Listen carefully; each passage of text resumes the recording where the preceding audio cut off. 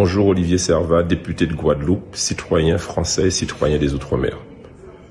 J'ai hésité à réagir à une vidéo que j'ai vue sur un média national d'un crétin raciste qui suggérait qu'il faudrait envoyer en Outre-mer les malfrats qui seraient devenus désirables sur le territoire métropolitain. Alors je dis à lui et à tous les autres racistes nostalgiques d'une époque coloniale, que les Outre-mer sont la chance de la France. La France sera un petit pays engoncé au sein de l'Europe, sans ces territoires où le soleil ne se couche jamais.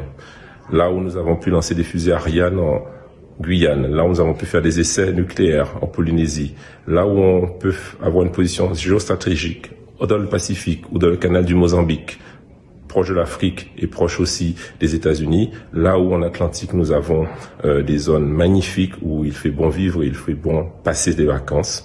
Je leur dis que les Outre-mer sont la France, sont la fierté de la France et que nous ne laisserons jamais passer des idées complexes, décomplexées, racistes que nous combattons. Nous sommes pour l'humanisme, l'universalité et le respect des territoires français, y compris les Outre-mer. Vous ne pouvez pas faire 17 délits en France sans avoir de mesures fortes à votre endroit. Typiquement, tout à l'heure, j'évoquais l'idée, vous parlez de centre de rétention, j'évoquais l'idée d'éloigner ces personnages-là, non pas du territoire national, mais du territoire métropolitain. Lorsque des Maghrébins qui sont en infraction en France et qui sont sous le coup d'une OQTF, ne peuvent pas quitter le territoire français, qu'on les mette à Mayotte, qu'on les mette en Guyane, qu'on construise des centres là-bas. Bien sûr que l'Outre-mer n'est pas la poubelle de la criminalité de la nation.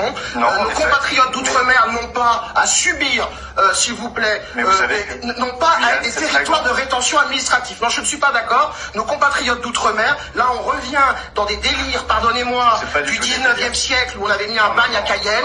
Je ne suis pas d'accord avec ces mesures-là. Pardon pour nos compatriotes d'Outre-mer. Très bien si vous n'êtes pas d'accord. Maintenant, les collectivités d'Outre-mer ont besoin d'argent public. C'est un bon moyen de donner de l'argent public en échange de centres de rétention pour mettre ces mineurs non accompagnés. Et je trouve que c'est du pragmatisme, monsieur. On ne revient pas au 19e siècle avec ce genre de C'est vrai que ce que vous dites, pardonnez-moi, mais est un peu choquant pour nos compatriotes d'Outre-mer qui subissent déjà en grande partie cette immigration illégale, qui sont tout de même, qui vivent parfois un enfer au quotidien. Vous avez fait référence à Mayotte et vous suggérez en plus de rajouter cette immigration. De donner de l'argent public pour construire des centres, s'occuper de l'insécurité. C'est des gens, c'est des territoires